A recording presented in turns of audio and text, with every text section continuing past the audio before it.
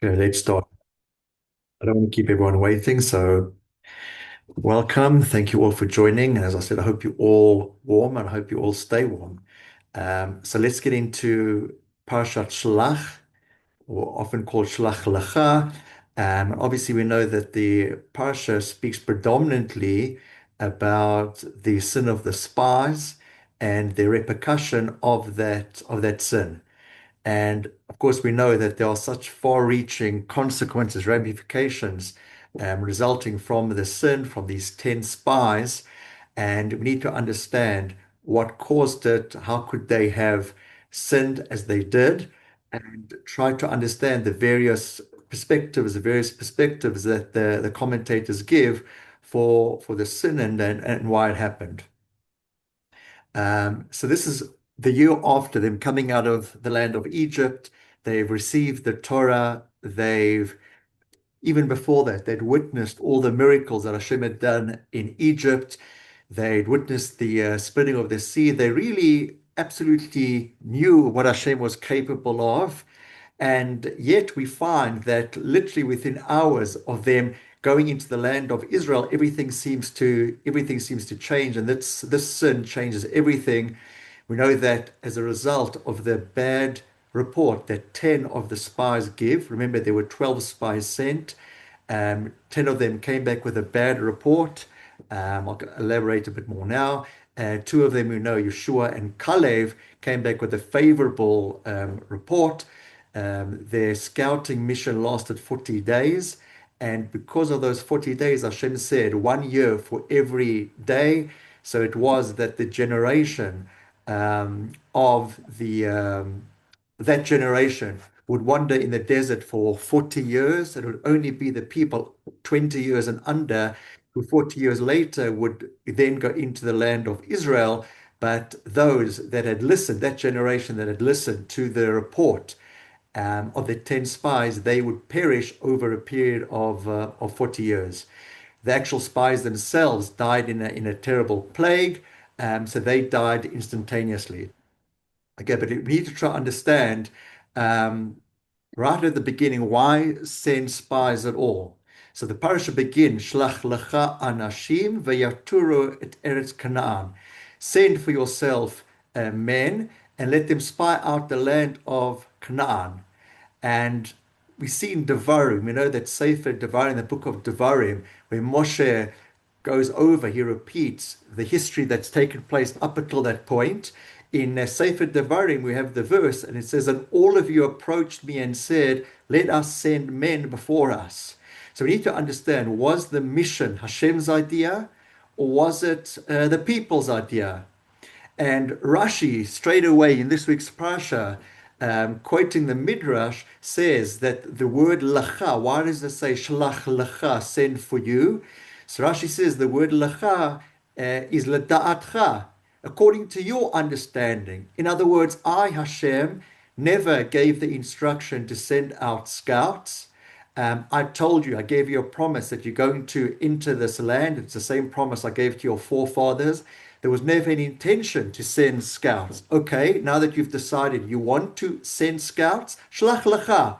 That's fine. They're going to be sent, but it's only l'da'atcha according to your understanding because you're wanting it. It was never part of Hashem's original plan to begin with. Now, that position of Rashi is actually disputed by Ramban, by Nachmanides, and he says, how could Moshe approve of something inappropriate?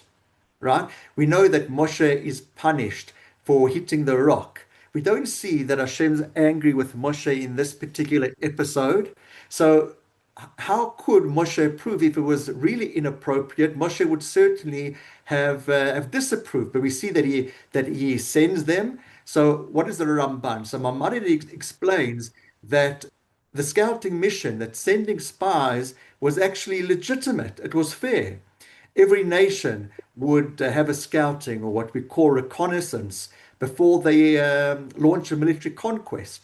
So the problem wasn't the sending, the problem was what happened afterwards. And this agreement this disagreement, should I say, between Rashi and Ramban actually introduces a major theme is was that tragedy rooted in the mission itself or in the manner in which it was carried out? Now, before we even go and try to unpack that, we need to also understand what's told to us in the beginning of the parasha, and that is that it says, Kulam an nashim, Roshei bnei Yisrael hema. The Torah tells us that these 12 individuals who were going to be the scouts were not just regular Cheder boys, these were creme de la creme. These were the leaders, the heads of the children of Israel. I said before that all of the Bnei Israel, all of that generation had witnessed all the miracles that happened in Egypt, the splitting of the sea, the giving of the Torah.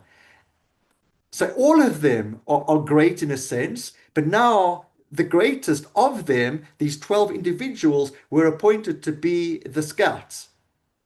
Rashi says at that moment when they were appointed, they were indeed righteous people. But we need to understand they're not ordinary people. They were the spiritual elite, the political elite, the spiritual elite of the nation. And yet they made this terrible mistake. And we need to understand how did this happen? Okay, so what was Moshe's instructions to them? Right at the beginning, we need to try to understand what was what we'd call the terms of reference of this particular mission. So we see in the psukim, we see in the verses that Moshe in fact gives them detailed instructions. Is the land good or bad? Are the people strong or weak? Are the cities fortified?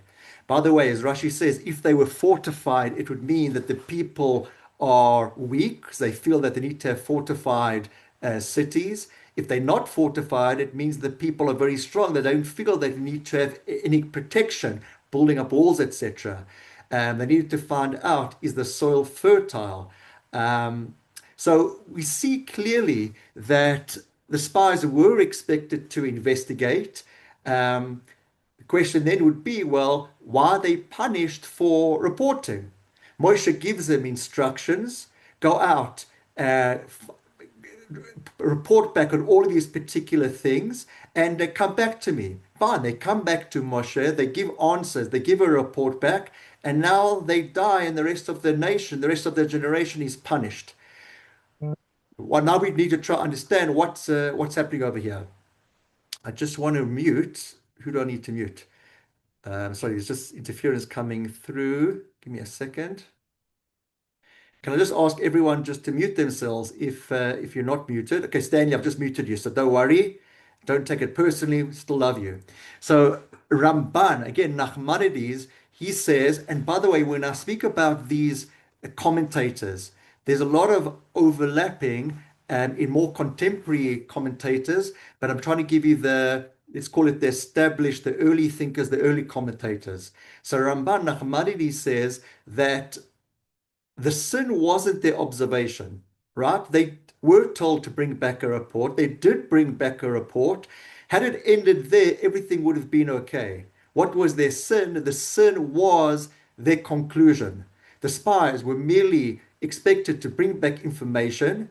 Moshe expressly instructed them to do so. But the problem emerges when they move beyond the observation, and now they enter into the realm of interpretation, or they now giving their opinion. And what do they say? Lo nuchal. The Torah quotes, we cannot ascend against these people. They're stronger than us. So it was no longer a report that they're giving back. It now becomes a judgment. Ramban, Nachmanides says that the military intelligence, whatever we will call it, was appropriate.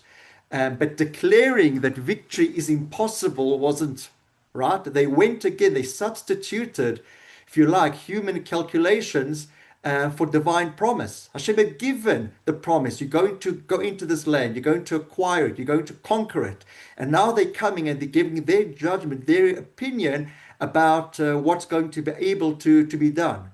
Now, Yeshua and Kalev, they see the same reality, but what they do, they interpret it differently. And that's so important. Judaism, if I could just bring this in over here, never tells us to ignore the facts. The facts are there. Report on the facts. See them as they are. But we have to be able to interpret those facts through the lens of emunah, through the lens of faith, through the lens of divine providence. We can't just say that facts remain the facts. We know that there's Hashem orchestrating, there's Hashem guiding everything. Rashi says that the main sin of the spies was Lashon Hora, right? They spoke badly about the land. In Hebrew, it says, Vayotziu dibat haaret ra'ah. They brought forth an evil report concerning the land. And Rashi says that the word dibah always implies slander, Lashon Hora. So the spies committed Lashon Hora. Now, interesting, we always associate Lashon Hora speaking badly, slandering people. People weren't being slandered here. It was the land of Israel that was being slandered. So it's absolutely something astonishing that the Torah speaks of Eretz Israel, of the land of Israel, almost as though it possesses a personality like a person. And that just shows us how beloved the land of Israel is to Hashem. And to malign it, to speak badly about the land of Israel is really to reject a divine gift, a promise, a gift that Hashem has given. Rashi goes on to say that the Meraglim, the spies, they report back and they say, Eretz ochelet yoshvea hi.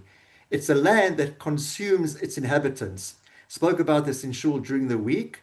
So to be a little recap for those that were there, something new for maybe those that weren't. But Rashi explained that what was it that the people were seeing that they said this is a land that consumes its inhabitants. And Rashi says that wherever the spies went, they saw people conducting funerals. There were mass funerals taking place all over the place. Now Rashi says that Hashem had done that as a favor to the spies, that the people, the inhabitants, should be so busy with their grief, so busy with attending to the burials, that they shouldn't notice these spies coming to the land. So there'd be no danger to the spies because the focus of the inhabitants would be on their deceased, on their grief and burying. But what happens is the people see that and they say, no, look at this. The land can't sustain people. People just die. There are funerals, there are burials all over the town. Now, again, just something to add in at this point, just about human nature and how this applies more generally, if we take it outside of the Parsha, that, two people, we know this so to be true, that two people can see exactly the same event. One person can see it as a blessing, and one person can see it as a curse. Someone else can see it as a disaster. So again, it means, are we going into something, this applies anything in life, are we going into something with a feeling of positivity? In which case, hopefully we're seeing through the lens of positivity. Doesn't mean that we're ignoring reality, but again, we're going into something with a positive attitude, or we're going into something with a negative attitude, and as a result of that, we're going to be seeing everything in a negative way. Unfortunately, the moment the spies went into the land of Israel, they developed this negative lens through which every fact thereafter became evidence, if you like, of failure. Now, the Sforno says like this. The Sforno, also a commentator on the Torah, he says that the spies misunderstood their job, their mission. The question was never, should we enter the land? The question they were given was, how should we enter the land? Right? So, yes, Hashem has given the promise, we're going to conquer this land, but Moshe has given them certain questions to answer and come back with, and they were supposed to come back and say, what is the best way of doing it? We've now scouted the land. Conquest isn't under discussion. We know Hashem's got our back, so to speak. The mission was purely supposed to be tactical. And what the spies did, according to the Sforno, is they transformed a strategic question into a philosophical debate. And then they really began evaluating whether Hashem's plan and Hashem's promise was realistic. And of course, that was their fatal error. Rav Shimshon Raphael Hirsch, he says like this. He says there's a famous verse in this week's Parsha, again, this whole episode of the spies, when the spies come back with their bad report. And one of the interesting things they say is that we were in our own eyes like grasshoppers, and so we were in their eyes. They're referring to the inhabitants of Canaan, who they saw were giants. And Rav Hirsch asks the obvious question. He says, how did the spies know how the giants viewed them? What, did they go up to them and interview them? Obviously not. And the answer is they didn't know what the inhabitants thought of them. They assumed. And it was their internal perception, what they assumed, then became projected onto others because they felt insignificant. They then believed that everyone viewed them as insignificant. And what Rav Hirsch says is that the core problem, the core failing was, you can say, a crisis of self-worth, self-belief. Now, this generation had physically left Egypt, but mentally they were still slaves. Yes, we had this 49 days between them leaving Egypt and getting the Torah at Mount Sinai, which is Shavuot, and that's, if you like, the spiritual cleansing, getting rid of all that dross and all of that schmutz that the 49 levels of impurity had gotten them. Fine, great, you've got the Torah, but you've still got those years, 210 years, and the generational knowledge of what their fathers told them. They still got that slave mentality. So they'd witnessed all these miracles, miracles beyond the imagination, but they still perceived themselves as powerless. They still perceived themselves as slaves. And again, if we just take it outside the realm of the Parsha, but just into life in general, if we think about failings or failures in life, it's not necessarily because of the absence of opportunities. You know, the opportunities might be there for all of us, but possibly it's because sometimes we just underestimate ourselves. And the spies were defeated even before the battle began because they had this negative opinion of themselves. They had this negative self-worth. And they were defeated not by the inhabitants, not by the giants, but by insecurity. By the way, I'll just say this now as well, is that having a positive self-esteem, having positive self-worth is very different to being arrogant. Very different to being arrogant. Last week's Parsha, we read the verse, the phrase that Va'ish Moshe anav me'od mikol hadam asher al pnei hadamah. That Moshe was the most humble of all people to have ever lived. Does that mean Moses thought low of himself? Was Moses a doormat? No, Moses knew the greatness inherent in him. But why he wasn't arrogant is he knew because all of those gifts, all of those attributes and abilities came from Hashem. It wasn't due to him. And it's the same with being confident in ourselves and having self-worth. I know what I'm worth. I'm not arrogant because I know I haven't got this, I haven't achieved this on my own. Hashem's given me the talents. Hashem's given me the characteristics, everything that I need to be me. So I need to be aware of that. I'm good. I'm great in areas, and I need to be able to do that. And that's very different to being arrogant. The Kli Yakar, and here I'm going to add lump commentators together and not to be disrespectful to any of them because they're all great in their own rights. But the Kli Yakar, together with the Maharal of Prague, together with more contemporary, the Lubavitch Rebbe, say that what their greatest failure was that they were concerned about this new life that they were going to go into. What I mean by that is up until this point, their lives had been, their existence had been a spiritual cocoon. Everything they needed was provided to them by Hashem. Manna from heaven, water to drink, these protective clouds, a fire by night. They had their shirts grow with them, their clothes always pressed and ironed miraculously. All dangers in their path was cleared, be there snakes or scorpions. Everything was taken care of. They didn't have to worry about a livelihood, about anything. They had the spiritual cocoon. They had the utopian existence. Now they're told you need to go into a land And in this land, now you're going to work the land. Now you're going to live a physical existence. And they were concerned, and again, the Kli Yakar says this, the Maharal of Prague, the Lubavitcher Rebbe, and the Lubavitcher Rebbe, I'll just shortly just tell you the words that he uses that one can see how this could be a valid interpretation. They didn't want to leave the spirituality and go into a physical world. What they failed to understand was that was in fact the entire purpose. Once they had gotten the Torah wasn't supposed to remain in a spiritual vacuum. It wasn't supposed to remain in a spiritual cocoon. They then had to take the Torah, i.e. the spirituality, and they had to then take that into the physical world. Go out there, work the land, make a living, get a job. But don't let all of that remain physical tasks, physical items. Bring spirituality to that. So you're uplifting the physical. You're making the physical now something spiritual. Yes, you have to go earn a living, but how are you doing it? You're doing it in a mentally critical way. You're doing it in an honest way. You're doing it with integrity. That's how you bring spirituality into the mundane. And where the Lubavitcher Rebbe learns this out of is that same phrase where Rashi said, Eretz ochelet yoshveahi, that it's a land that consumes its inhabitants, where Rashi explains that what I mentioned before about those mass funerals and those burials.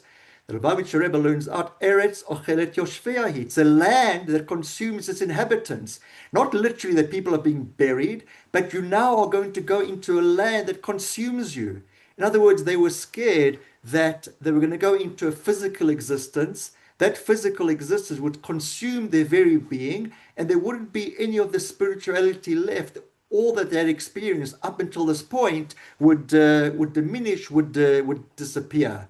But again, they failed to see what the greater picture was. Not to live in spiritual isolation, but to take all of that spirituality and take it into a physical world and uplift the physical world. So that's what the Maharal of Prague, the Kli Yakar, and more contemporary the Lubavitcher Rebbe. Again, more disparaging. So again, if you think about it, this last explanation is in fact a little kinder, if you like, to the spies, that they didn't now believe that Hashem couldn't do it, right? But they were concerned that they were going to lose out spirituality. They wanted to hold on to the spirituality, this close connection to God. So maybe we don't then view it or view them in the same harsh light as maybe some of the other interpretations. But yet, why are they still punished? Because they were so great. They needed to understand what the true mission of their life, a life after Torah, and that's bringing spirituality into the physicality. Again, the more disparaging interpretation of the sin of the spies is that I've said kulam anoshim. They were all political leaders. They were nisim. They were princes of their tribes. Now they thought, okay, we're going to go into a land now. The land is going to be divided. Are we still going to keep up our positions? Are we still going to have the kavod, the honor? Of course, that's a more disparaging interpretation of the sin of the spies, but that is what the Netziv says as an interpretation, the fear of losing their position, the fear of losing their status. Now, the Midrash says that, again, quite a disparaging interpretation when the spies come back and they say, we're not able to go up because they're stronger than us. The Midrash says, well, let's interpret this literally. Chazak, who is the singular third person. It's not referring, the spies aren't saying that they're stronger than us. But what the spies are saying terribly is that they're stronger mimenu from him, from God, from Hashem. So it was all very well for God to come and defeat one king, Pharaoh in Egypt. But now we talk about 7 nations, with 7 mighty nations, inhabitants of the land of Canaan, and they doubted terribly that Hashem had the power, so to speak, the ability to now defeat a bigger enemy. And again, that's of course a terrible misgiving. That's a terrible shortcoming on their part. I want to discuss, um, I'm mindful of the time, so I want to go through this quickly. Kalev and Yeshua are protected, right? They know, they sense that something bad is going to happen. In fact, Moshe changes the name of Yeshua. He was previously Hoshea. He's given the extra Yud to Yehoshua, and that gives him protection. Kalev goes to Hebron. And it says he goes alone to Hebron.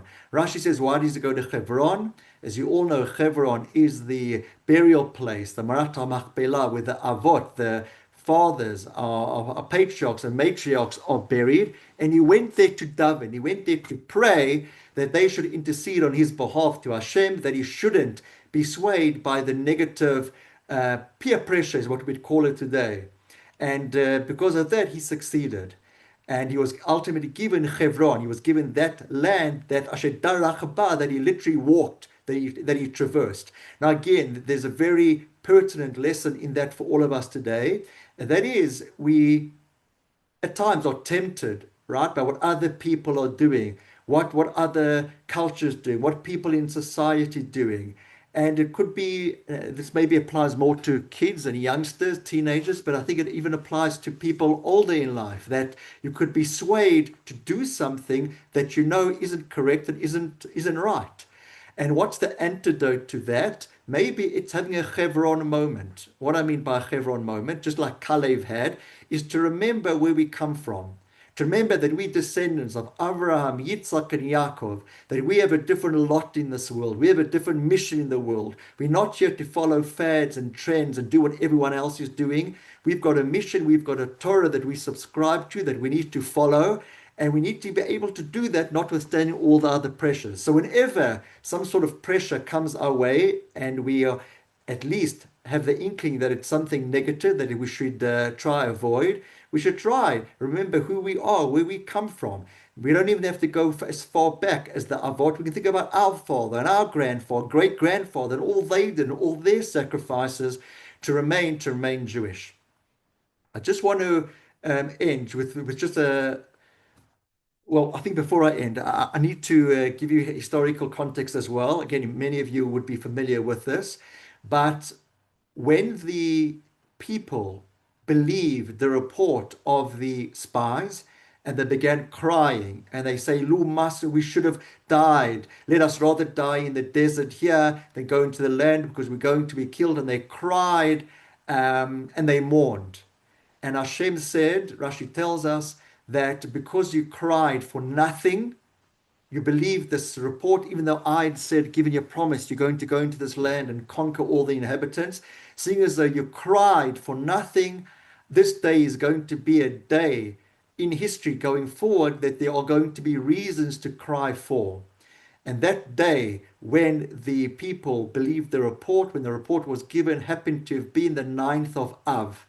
And as we know, the 9th of Av, Tisha B'Av, for centuries and generations later will unfortunately always be a time of sadness, a time of destruction. You know, both temples were destroyed on the 9th of Av. So that's just giving you a bit of historical perspective over there. I just want to end with a couple of takeaways, and I think maybe I've gone through them already, but just if we could maybe summarize that the one thing we should take from the Parsha is the danger of negative thinking. And the spies remind us that really our minds shape reality. Yes, we can't ignore hard facts, absolutely.